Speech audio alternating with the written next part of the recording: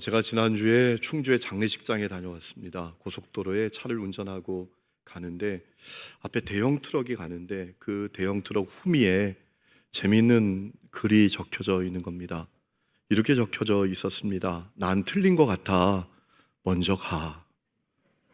이렇게 적혀 있더라고요. 크게 트럭 뒤에. 참 재미있는 분이구나. 운전자가 누군지 모르지만 참 유머가 있는 분이구나. 이렇게 생각을 하다가 문득 마음이 저려왔습니다. 왜냐하면 그것이 우리가 살아가는 세상이기 때문입니다. 여러분, 우리 삶이 결코 쉽지 않습니다.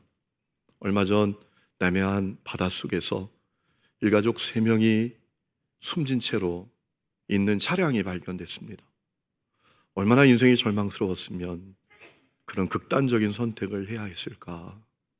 그 보도를 보면서 너무 마음이 아팠습니다. 우리 주위엔 난 틀렸다고 여기면서 주저앉아 있는 분들이 많습니다. 인생의 시련이 너무나 커서 그 어디에도 희망이 없어서 깊은 한심과 절망 가운데 있는 분들이 의외로 많습니다. 오늘 예배하는 여러분들 가운데도 그런 분들이 있을지 모르겠습니다. 그런 분들이 혹 있다면 주님이 주시는 위로가 여러분과 함께 할 수 있기를 바랍니다. 힘내시기 바랍니다. 여러분이 틀린 것 같아도 절대로 먼저 가지 않겠습니다. 끝까지 함께 가겠습니다. 힘내세요. 그런데 세상살이가 일이 힘들다 보니까 간혹 믿음의 길을 걸으면서 이렇게 생각하는 분들이 있습니다. 야, 세상살이도 힘든데 신앙생활마저도 너무 힘들구나. 이렇게 생각하는 분들이 있습니다. 여러분, 참 이상하죠? 성경의 약속과는 다르지 않습니까? 마태복음 11장 28절에 예수님 말씀하셨습니다. 수고하고 무거운 짐진 자들아 다 내게로 오라. 내가 너희를 쉬게 하리라. 라고 주님이 분명히 약속하셨습니다. 그런데 왜 신앙생활을 힘들다고 여기는 걸까요? 물론 교회 공동체의 잘못도 있습니다. 그동안 교회 공동체 비본질적인 일로 성도들을 너무 힘들고 바쁘게 만들었습니다. 교단만 해도 무슨 연합회가 그렇게 많은지요. 그리고 그 하는 일을 들여다보면 본질이 아니라 비본질에 몰입하여 재정을 쓰고 사람들을 동원하고 바삐 움직이는 그 일을 보면서 마음이 아플 때가 많습니다. 교회도 그렇습니다. 그런데 그런 이유 말고 성도들이 신앙생활이 힘들다고 여기는 중요한 이유가 있습니다. 영적인 이유입니다. 주인이 바뀌지 않았기 때문입니다. 더 구체적으로 말씀을 드리면 주재권이 달라지지 않았기 때문입니다. 주재권이란 게 뭡니까? 어떤 일을 결정하고 주관하고 처리하는 권한을 말하는 겁니다. 나와 내 삶의 주재권을 내가 갖고 있는 겁니다. 나와 내 삶의 주재권이 주님께 있는데 주님께 그 주재권이 있지 않고 나에게 있는 것입니다. 여러분, 기독교 신앙을 갖는다라는 것은 하나의 종교를 갖는 것이 아니라 주인이 바뀌는 겁니다. 우리가 기독교 신앙을 갖는다라는 것은 내가 원하는 것을 얻고 돌아서서 내 마음대로 살아가는 것이 아니라 내 주재권이 바뀌는 겁니다. 나에서 주님께로. 주인이 바뀌는 거예요. 왜 그렇습니까? 여러분 가운데 인정하고 싶지 않은 분들이 계실지 모르지만 주님이 나와 내 삶의 주재권자이시기 때문입니다. 그것은 제 얘기가 아닙니다. 성경이 우리에게 분명히 알려주고 있는 바입니다. 오늘 말씀이 우리에게 그것을 아주 너무나 분명히 알려주고 있습니다. 여러분, 골로새서는 바울이 골로새 교회 성도들에게 쓴 편지입니다. 사실 이 골로새 교회는 바울이 전도해서 세운 교회가 아닙니다. 오늘 1장 7절 말씀을 읽지 않았지만 1장 7절 말씀을 보면 바울의 제자 에바브라가 전도를 하고 세웠던 교회인 것을 확인할 수가 있습니다. 그렇다고 이 바울이 골로새 교회를 소중히 여기지 않았던 게 아닙니다. 2장 1절 말씀을 보면 이 골로새 교회를 위해서 바울이 얼마나 애태우는지 그들이 알기를 원한다라고 할 정도로 바울이 이 골로새 교회를 소중하게 여겼습니다. 여러분, 바울이 로마 감옥에 투옥되어 있을 때 걱정스러운 소식을 듣게 됐습니다. 이 골로새 교회에 이단이 들어왔다라는 겁니다. 성도들이 거기에 미혹되고 있다라는 겁니다. 큰 문제였습니다. 바울이 그 소식을 듣고 어떻게 골로새 교회 성도들이 이단에 속지 않고 이단에게 미혹되지 않고 그들에게 승리할 수 있을까 기도하다가 중요한 답을 얻었던 것 같습니다. 예수님이 누구신지 분명히 알려주는 거다. 고린도교회 성도들이 예수님이 누구신지 분명히 알면 절대로 지지 않을 거다. 예수님이 누구신지 확실히 알면 이단에게 미혹되지 않고 그들에게 승리할 수 있을 것이다 라고 하는 답을 얻었던 것 같습니다. 그래서 골로새서를 읽어보면 바울이 골로새 교회 성도들에게 예수님이 누구신지를 분명히 알려주고 있는 것을 보게 됩니다. 오늘 말씀을 보면, 우리가 읽은 말씀을 보면 바울이 예수님에 대해서 두 가지를 분명히 알려주고 있는 것을 보게 됩니다. 첫 번째, 예수님은 누구신가? 그분은 창조주시다라는 겁니다. 오늘 15절 말씀, 16절 말씀 제가 세번역 성경으로 띄워드리겠습니다. 이렇게 말합니다. 그 아들은 예수님입니다. 보이지 않는 하나님의 형상이시고 모든 피조물보다 먼저 나신 분이십니다. 만물이 그분 안에서 창조되었습니다. 하늘에 있는 것들과 땅에 있는 것들, 보이는 것들과 보이지 않는 것들, 왕권이나 주권이나 권력이나 권세나 할 것 없이 모든 것이 그분으로 말미암아 창조되었고 그분을 위하여 창조되었습니다 라고 했습니다. 예수님이 누구시냐? 그분이 창조주시다라는 겁니다. 부족함이 없는 분, 완전한 분이라는 겁니다. 예수님이 부족해서 율법도 지켜야 되고 철학도 필요하고 어떤 신비적인 환상도 필요하다, 이게 아니라는 겁니다.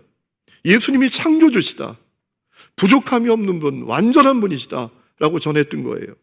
여러분, 우리 주님은 우리가 필요할 때 불러내는 요술 램프 속의 지니 같은 존재가 아니라 창조주이시다라는 거예요. 이 믿음이 여러분에게도 있기를 주의 이름으로 축원합니다.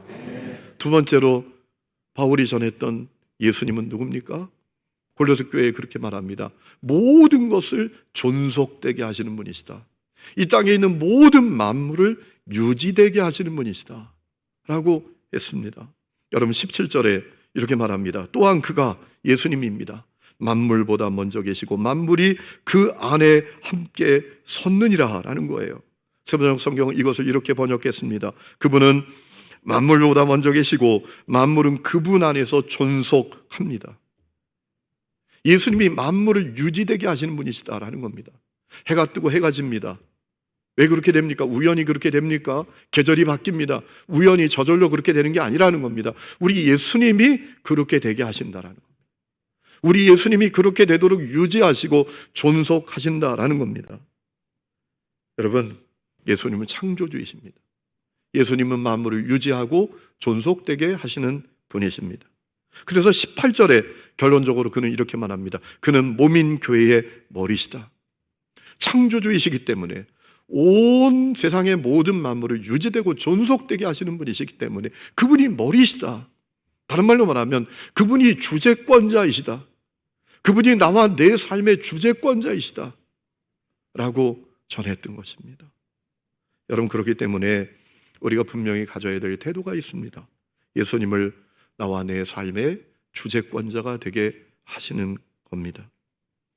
여러분, 하나님께서 우리에게 원하시는 게 있습니다. 우리가 나와 내 삶의 주재권자로 예수님을 섬기는 겁니다. 예수님이 나와 내 삶의 주재권자가 되게 하는 것입니다. 예수님이 나의 생명, 나의 소유, 내 모든 인생 전체의 주인 되게 하는 것입니다. 그것이 우리에게 주신 영적인 질서입니다. 어떻습니까? 여러분이 영적인 질서 가운데 살고 계십니까? 여러분에게 묻습니다. 여러분, 기도하는 삶으로 계시나요? 기도하는 삶을 살고 계십니까? 날마다 말씀을 묵상하고 계십니까? 여러분, 왜 우리가 기도해야 합니까? 왜 날마다 말씀을 묵상해야 합니까? 주님이 내 삶과 내 인생의 주재권자이시다라는 사실을 분명히 믿고 고백하면 날마다 기도할 겁니다. 날마다 말씀을 묵상할 겁니다. 왜 그렇죠? 기도가 뭡니까? 기본적으로 하나님께 아뢰는 것이기도 하지만 주님의 말씀과 주님의 뜻을 듣는 것 아닙니까? 주님이 나와 내 삶의 주재권자가 되셨다면 늘 기도할 것입니다. 주님의 뜻은 무엇인지, 주님의 마음은 무엇인지 여쭐 것입니다. 날마다 말씀을 묵상할 것입니다. 나를 향한 주님의 마음은 무엇인지, 나를 향한 주님의 뜻은 무엇인지 우리가 귀 기울일 것입니다. 목회자를 향한 태도도 바르게 될 것입니다. 여러분, 목회자는 누구입니까? 주님의 주재권을 실현하기 위한 도구입니다. 주님의 마음과 주님의 뜻과 주님의 계획과 주님의 말씀을 우리에게 전해주는 사람들입니다. 그들을 향한 태도가 바로 될 것입니다. 여러분이 영적인 질서 가운데 살고 계십니까? 주님을 여러분과 여러분 삶의 주재권자로 섬기고 계십니까? 여러분, 첫사랑 아담과 하와가 지은 죄가 뭡니까? 이 질서를 거역한 죄를 그들이 지었죠. 하나님이 선악과 먹지 말라고 하셨습니다. 그런데 그들이 선악과를 먹었습니다. 그것은 무엇을 의미합니까? 하나님의 주재권을 거절했다라는 겁니다. 나와 내 삶의 주재권을 내가 갖겠다라고 했다는 겁니다. 그것이 가장 큰 죄였습니다. 그래서 그들은 하나님과 분리되었고 고통과 저주 가운데 살게 되었습니다. 중요한 사실은 그 죄성이 끊임없이 사람들에게 이어지고 있습니다. 그래서 저 세상의 수많은 사람들이 나와 내 삶의 주재권이 나에게 있는 줄 압니다. 하나님을 찾지 않습니다. 하나님을 구하지도 않습니다. 심지어 교회 안에 있는 사람들까지도 나와 내 삶의 주재권이 어디에 있는지를 바로 알지 못합니다. 마음이 교만하여 나와 내 삶의 주재권이 나에게 있는 줄 알고 살아갑니다. 제가 지난번에 휴가를 갔을 때 인제에 갔다가 버스를 탄 적이 있습니다.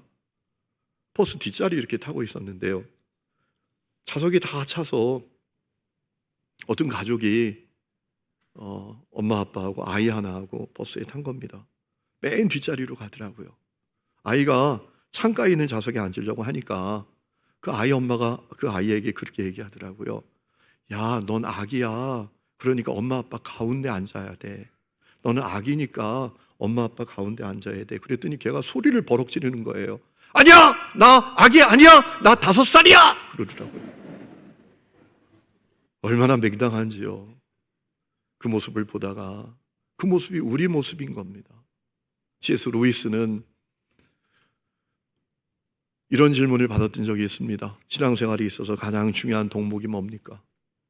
그때 그는 이렇게 대답했습니다. 첫째도 겸손, 둘째도 겸손, 셋째도 겸손입니다. 왜? 우리 인생의 주재권이 주님께 있기 때문입니다. 그래도 겸손해야 하는 거예요. 많은 사람들이 마음이 교만해요. 그래서 자신과 자기의 삶의 주재권이 자기에게 있는 줄 압니다. 자기가 주인 되어서 삽니다. 그래서 신앙생활을 피곤하고 힘들다고 느끼는 겁니다. 내 마음대로 하지 못하니까 힘들어요. 그리고 내 마음대로 하지 못하고 주님 뜻대로 하면서 그게 또 힘든 겁니다.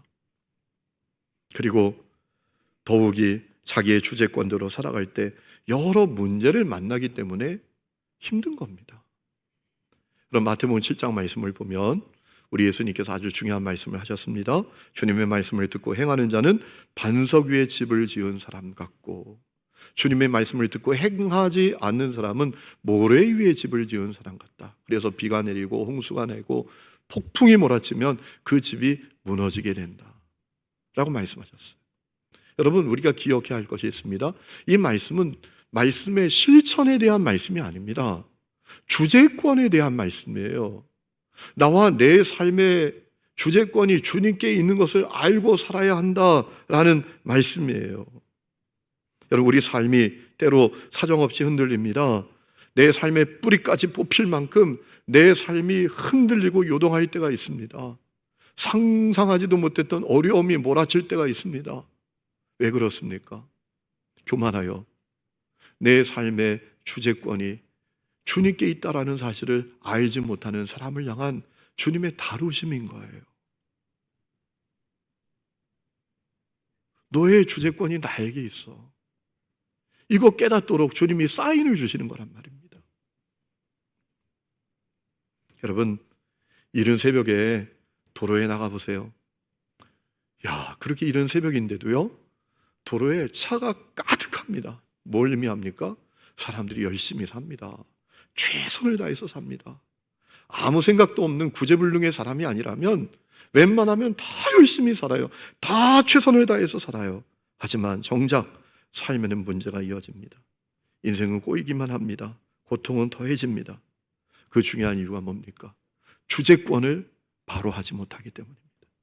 나와 내 삶의 주재권이 주님께 있다, 이 사실을 분명히 알지 못하는 겁니다. 교만하여 나와 내 삶의 주재권이 나에게 있는 줄 알고 사니까 주님이 그 인생을 붙들고 흔드시는 것입니다.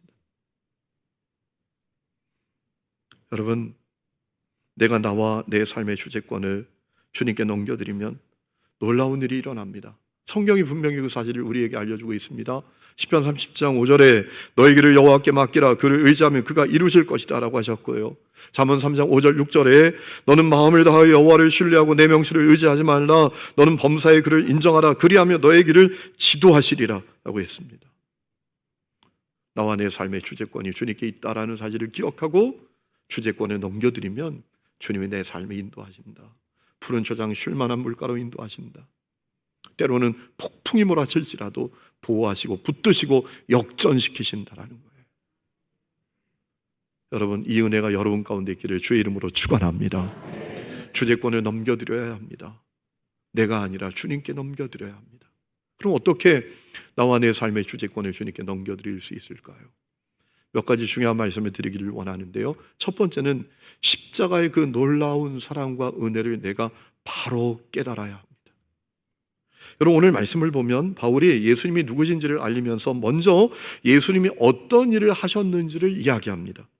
오늘 우리가 읽은 13절, 14절 말씀이에요. 보세요. 그가, 주님을 말하죠, 우리를 흑암의 권세에서 건져내사 그의 사랑의 아들의 나라로 옮기셨으니 그 아들 안에서 우리가 속량 곧 죄사함을 얻었도다 라고 했습니다. 예수님이 누구신지를 알리면서 그분이 어떤 일을 하셨는지를 이야기합니다. 예수님이 내 죄값 치르기 위해서 십자가에 매달린 대속제물이 되셨다라는 거예요. 내가 죄를 지었습니다. 죄값도 내가 치러야 합니다. 그런데 예수님이 내 대신 십자가에 매달린 대속제물이 되셔서 내 죄값을 다 치르셨다라는 겁니다. 그래서 내가 사랑의 나라로 옮김을 받고 하나님의 자녀가 되게 되었다라는 거예요. 여러분, 바울이 이 이야기를 왜 하는 겁니까? 아주 중요한 이야기가 있습니다. 예수님은 충분히 나와 내 삶의 주재권을 넘겨드릴 만한 분이신 것을 깨달으라는 거예요. 여러분, 생각해 보세요. 자기의 생명까지 나를 위해서 십자가에서 내어주신 분이라면 그분께 나와 내 삶의 주재권을 넘겨드리지 못할 이유가 없잖아요. 자기보다 나를 더 소중하게 여기시는 분이신데, 자신보다 나를 더 귀하게 여기시는 분이신데, 그렇다면 그분께 나와 내 삶의 주재권을 넘겨드리지 못할 이유가 어디에 있겠습니까? 여러분, 우리가 십자가의 사랑과 은혜를 아는 것은 너무나 중요합니다. 왜 믿음의 길을 걸으면서도 내 인생을 내가 붙들고 삽니까? 나와 내 삶의 주재권을 주님께 넘겨드리지 못합니까? 십자가의 그 놀라운 사랑과 은혜가 얼마나 놀라운 사랑과 은혜인지를 알지를 못하는 거예요. 빌립보 3장 말씀을 보면 바울은 십자가의 사랑과 은혜를 알게 된 다음에 자기의 어떤 것도 자랑하거나 신뢰하지 않는다라고 했습니다. 자기가 유익하고 또 자랑할 만한 것이라고 여기던 모든 것을 해로 여길 뿐만 아니라 배설물, 똥으로 여긴다라고 했습니다. 주님의 사랑과 은혜를 알고 나니까 그분 앞에 아무것도 내세울 것 없습니다. 주님의 주재권을 따라서 살기로 결정한 겁니다. 여러분, 심리학자 가운데 에릭 프롬이라는 분이 계시죠. 그분이 쓴 책 가운데 자유로부터의 도피라는 제목의 책이 있습니다. 그분이 그 책에서 그런 고민을 가졌습니다. 어떻게, 아니 괴테, 바하, 베토벤 같은 그 놀라운 사람들을 배출한 독일이, 그 독일 사람들이 히틀러 같은 미친 사람에게 열광할 수 있었느냐라는 거예요. 이해가 안 가는 일 아닙니까? 그 문제를 끌어안고 그가 고민을 하다가 중요한 사실을 발견하게 됐다는 겁니다. 인간은 자유의 양면성을 가진 존재더라라는 겁니다. 인간이 자유를 갈망함과 동시에 자유로부터 도피하려고 하는 경향을 갖고 있다는 겁니다. 자유를 갈망합니다. 자유를 찾습니다. 그런데 자유를 찾고 누리다 보니까 그게 또 무거운 짐입니다. 그래서 그 무엇인가에 예속되어서 자유로부터 도피하려고 하는 존재가 인간이다라는 겁니다. 여러분, 그래서 히틀러와 같은 광인에게 독일 사람들이 열광하는 말도 안 되는 일이 벌어졌다라는 거예요. 여러분, 엉뚱한 대상에게 주재권을 넘기면 비극이 일어납니다. 망하는 일이 생깁니다. 우리 주님은 다르십니다. 우리 주님은 나를 사랑하기 위해서 자기 생명까지 십자가에서 내어주셨어요. 이 십자가 사랑과 은혜를 우리가 알아야 합니다. 그러면 내 삶의 주재권을 주님께 넘기게 됩니다. 저는 우리 하나님교회 성도들이 교회만 다니는 분들이 되지 마시고 십자가의 사랑과 은혜를 아는 분들이 될 수 있기를 축원합니다. 그래야 주재권 넘기는 겁니다. 주님, 주님이 내 삶의 주인이십니다. 내 생명의 주님이십니다. 주님이 내 인생의 주인 되십니다. 라는 그 진정성 있는 고백을 갖게 되는 것입니다. 두 번째는 성령 충만을 받아야 합니다. 여러분, 우리 삶을 무너뜨리는 가장 강력한 대적은 뭡니까? 내 자아입니다. 여러분, 사람의 자아가 얼마나 질기고 강한지요, 사람의 자아는 우리 속에 오신 성령님도 이겨먹습니다. 우리가 예수를 믿으면 우리 속에 놀라운 영적인 변화가 일어납니다. 삼위일체 하나님이신 성령님이 우리 속에 오십니다. 여러분, 성령이 우리 속에 오셔서 뭐 하십니까? 끊임없이 우리에게 감동을 주시고 끊임없이 우리에게 말씀하십니다. 그런데 문제는 우리가 그 성령님을 이깁니다. 우리 자아가 그렇게 강해요. 성령님이 끊임없이 야, 너 용서 좀 해라.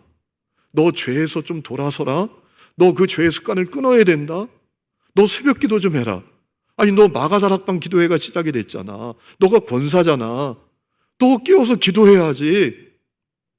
너 사랑해야 되잖아. 너 봉사 좀 해야 되잖아. 끊임없이 우리에게 감동을 주시고 말씀하시는데 우리 자아는 그 성령님을 이긴답니다. 이겨요. 그래서 내가 싫으면 누구도 못하잖아요. 우리 자아가 얼마나 강한지 모릅니다. 우리 자아가 주님의 주재권을 따르는 강력한 대적입니다. 그래서 성령 충만 받아야 합니다. 성령님은 권능의 영이십니다. 성령님은 결심으로, 의지로, 권면으로, 설득으로 안 되는 일도 성령님은 하십니다.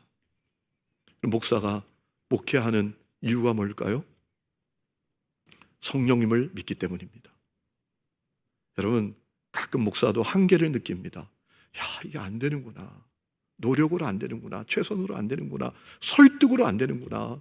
야단을 쳐도 안 되는구나. 그래서 한계를 느낄 때가 있어요. 그렇다고 포기하지 않아요. 왜? 성령을 믿기 때문에. 성령님은 권능의 영이십니다. 성령님은 사람의 존재를 근본적으로 바꾸실 수 있는 분이십니다. 여러분, 제자들이 그랬잖아요. 제자들이 복음을 전하다가 붙잡혔습니다. 협박을 받습니다. 다시는 복음 전하지 말아라. 복음 전하면 죽는다. 여러분, 그때 예수님의 제자들이 뭐라고 대답했습니까? 하나님 앞에서 너희 말 듣는 것이 하나님 말씀 듣는 것보다 옳은가 판단해 보라. 완전히 다른 사람이 됐습니다. 예수님 십자가에 매달리기 위해서 체포되시니까 옷 벗은 채로 도망가고 다 도망쳤던 제자들이 완전히 바뀌어졌습니다. 여러분, 어떻게 그렇게 변화됐습니까? 중요한 이유가 그들이 오순절 마가의 다락방에서 성령 충만을 받았습니다. 성령 충만 받으니까 존재가 바뀝니다. 마음이 바뀝니다. 주재권이 달라집니다. 그래서 우리가 성령 충만 받아야 합니다. 저는 우리 하나님교회 성도들이 교회만 다니는 분들이 아니라 성령 충만 받으시기를 축원합니다. 성령 충만 받아야 주재권이 바뀌는 겁니다. 마지막 세 번째는 주님의 주재권을 실천해야 합니다. 주님의 주재권을 따르는 삶이 내 머리에만 머무르지 않고 내 손과 발까지 이어져야 합니다. 주님을 주여 주여 부르면서 주님의 주재권을 따르지 않는 그 삶을 구체적으로 청산해야 합니다. 로마서 12장 1절의 말씀대로 우리 몸을 하나님이 기뻐하시는 거룩한 산 제물로 드려야 됩니다. 여러분, 구약에서 하나님께 제사를 드릴 때 제물은 반드시 죽어야 합니다. 제물이 죽지 않으면 제사는 이루어질 수 없습니다. 제물이 살아서 날뛰면 제사는 이루어질 수 없습니다. 구약에 있어서 제물은 반드시 죽어야 합니다.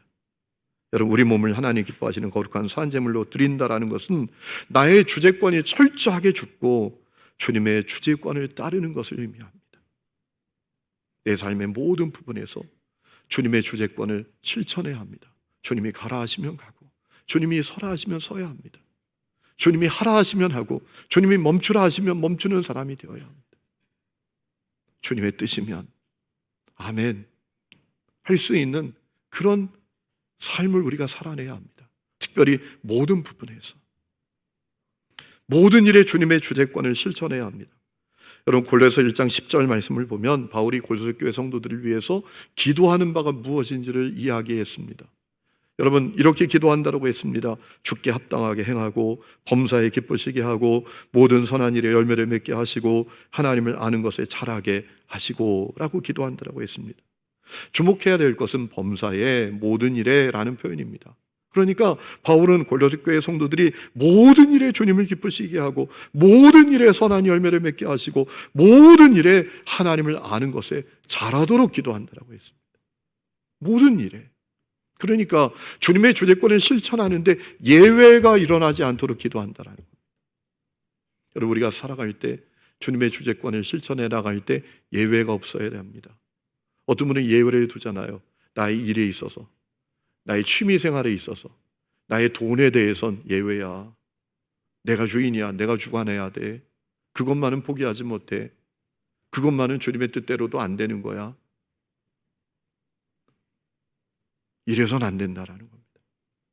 모든 일에 주님의 주재권을 실천하는 그 역사가 우리 가운데 일어나야 한다라는 겁니다. 여러분, 그것은 우리에겐 너무나 놀라운 복을 받는 일입니다. 요한복음 14장 21절에 주님께서 아주 놀라운 말씀을 하셨습니다. 이렇게 말씀하셨습니다. 나의 계명을 지키는 자라야 나를 사랑하는 자니 나를 사랑하는 자는 내 아버지께 사랑을 받을 것이고 나도 그를 사랑하여 그에게 나를 나타내리라. 자, 주님을 사랑하기 때문에 주님의 계명을 지키는 자, 그가 받을 복을 말씀하셨습니다.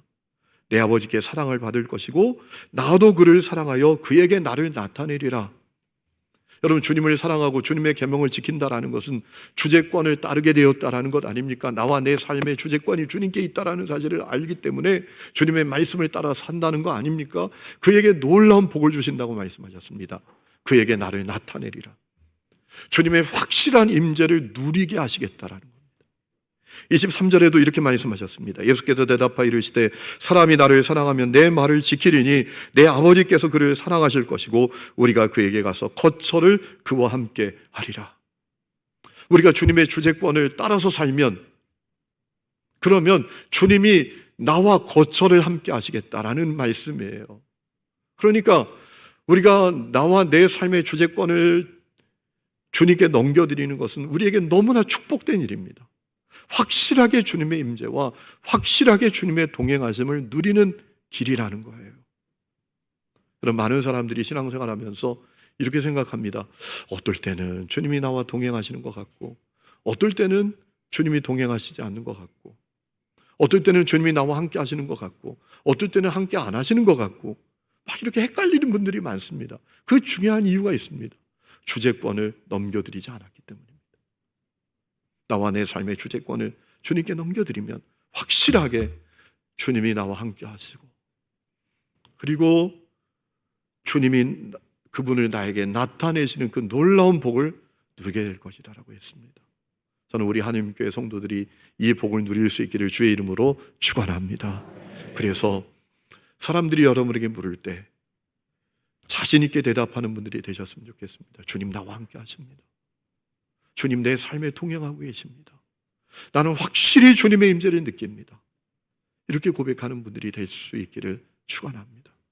한 가지 말씀드리고 오늘 말씀을 마칩니다. 여러분, 백투 예루살렘 운동에 대해서 들어보셨나요? 백투 예루살렘 운동이 오늘날은 좀 왜곡이 됐습니다. 육적인 이스라엘을 회복하고 육적으로 예루살렘을 회복할 때 주님이 재림하신다라는 종말론적인 운동으로 왜곡이 됐습니다. 사실 백투 예루살렘 운동은 그런 운동이 아닙니다. 백투 예루살렘 운동은 중국과 예루살렘 사이에 있는 이 이슬람 나라와 도시와 마을들의 복음을 전하는 운동이었습니다. 이 운동은 1943년에 중국의 서북 성경 학원에서 시작이 됐습니다. 서북 성경 학원에서 공부하던 몇 사람이 어느 날 함께 기도했습니다. 그때 그들에게 주님의 말씀이 임했습니다. 중국과 예루살렘 사이에 있는 그 무슬림 나라들, 이슬람 나라들, 그 도시들, 마을들에 가서 십자가의 복음을 전하라 라는 말씀이 임했습니다. 여러분, 1944년에 중국 심양에서 5명의 사람들이 그 말씀에 순종했습니다. 주님의 말씀을 따라서 그들이 어디까지 갔냐 하면 지금 위구르족들이 살고 있는 신장, 중국의 가장 서쪽 지역까지 그들이 갔습니다. 거기까지 가는데 5년이 걸렸습니다. 여러분, 중국도 이 중부 지역을 넘어서 서쪽으로 가면 다 이슬람 신자들입니다. 그리고 중앙아시아, 거기도 다 이슬람이에요. 그리고 중동, 거기도 다 이슬람이죠. 주님께서 중국과 예루살렘 사이에 있는 이슬람 나라들의 복음을 전하라 라는 말씀을 주실 때 이 서북 성경학원에서 공부하던 5명의 사람들이 순종하게 됐던 것입니다. 그래서 그들이 1950년에 신장 지역에 다다라서 십자가의 복음을 전했습니다. 그러다가 체포되었습니다. 5명 중에 4명이 죽었습니다. 한 사람만 살아남았습니다. 그의 이름은 시몬 짜오라는 사람입니다. 시몬 짜오는 6개월이면 사람들이 죽어나가는 그 감옥에서, 탄광에서 제대로 먹지도 못하고 일주일에 7일, 하루에 14시간을 강제 노동을 하면서 31년 동안을 복역하게 됐습니다. 그는 1981년 31년간의 감옥 생활을 마치고 추록을 하게 됐습니다. 30대 초반에 투옥됐는데 60대가 되어서 감옥에서 나오게 된 겁니다. 하지만 그는 끝까지 자기에게 주신 사명을 포기하지 않았습니다. 주님이 자기에게 주신 말씀을 저버리지 않았습니다. 그 땅에 있으라 하심에 그 땅에 있었습니다. 여러분, 우리가 다 신앙생활을 비슷하게 하는 것 같아도 사실은 너무나 다릅니다. 어떤 사람들은 철저하게 주님의 주재권을 따르는 사람이 있고요, 어떤 사람은 여전히 주재권을 자기가 갖고 있는 사람들이 있습니다. 여러분은 어디에 속해 계십니까? 오늘 여러분은 어디에 속해 계십니까? 우리가 예수 믿고 죄사함 받고 의롭게 되었다라는 사실을 어떻게 확증할 수 있습니까? 어떻게 증명할 수 있습니까? 우리가 가진 직분입니까? 우리가 교회에서 하는 어떤 봉사입니까? 우리의 신앙 연수입니까? 우리가 가진 신앙의 지식입니까? 아닙니다. 어떻게 증명할 수 있습니까? 주님의 주재권을 따르는 삶이에요. 나와 내 삶의 주재권을 주님께 넘겨드리는 삶을 통해서 내가 십자가 복음으로 구원받고 의롭게 되고 하나님의 자녀가 되었다라는 사실은 증명되는 것입니다. 여러분, 그 삶은 너무나 복된 삶입니다. 저는 우리 하나님의 교회 성도들이 다 그와 같이 주님의 주재권을 따르는 복된 성도들이 될 수 있기를 주의 이름으로 축원합니다. 우리 시간에 찬양 부르고 기도하는 시간을 갖겠습니다. 오늘 우리가 부르는 찬양은 좀 쉽지 않은 찬양입니다. 그런데 가사가 너무나 좋아서 제가 오늘 갖고 왔습니다. 제가 몇 번을 불러보았는데도 쉽지는 않습니다. 그런데 가사가 너무 좋아서 하루 동안 거의 계속 들으니까 이게 이제 좀 익혀지더라고요. 좀 쉽지 않겠지만 이 가사 고백을 주님께 올려드리는 마음으로 여러분이 찬양하면 좋겠습니다. 뜻하신 계획과 섭리를 나 믿기 때문에 차오르는 눈물을 삼키며 주를 바라봅니다. 주님의 품에 두신 인생, 내 결국이 주님께 있습니다. 여러분, 주님의 주재권을 간구하고 소망하는 가사입니다. 이 찬양을 주님께 올려드리면서 우리 찬양합시다. 가사를 생각하면서 주님께 이 찬양을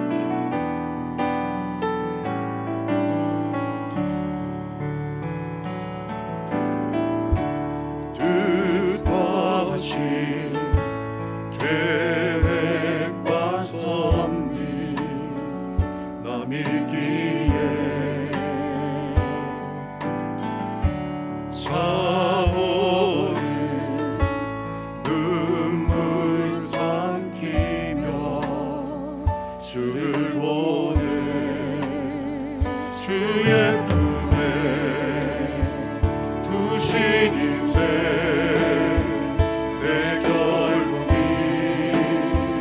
주께 있네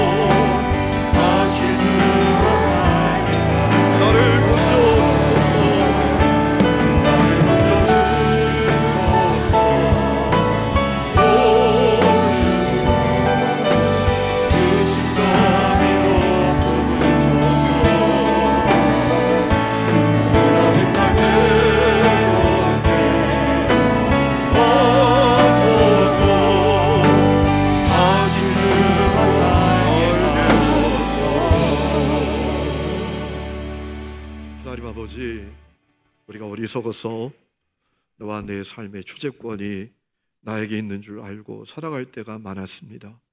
그래서 넘어지고 무너지고 마음은 공허하고 생각지도 못했던 인생의 비바람과 폭풍을 만나 참으로 사정없이 흔들릴 때도 있었던 것을 고백합니다. 주여, 우리를 불쌍히 여겨 주시옵소서. 우리를 건져 주시옵소서. 하나님, 우리가 할 수 없는 죄인이지만 예수 십자가 보혈의 공로를 통해서 구원해 주셨지 않습니까?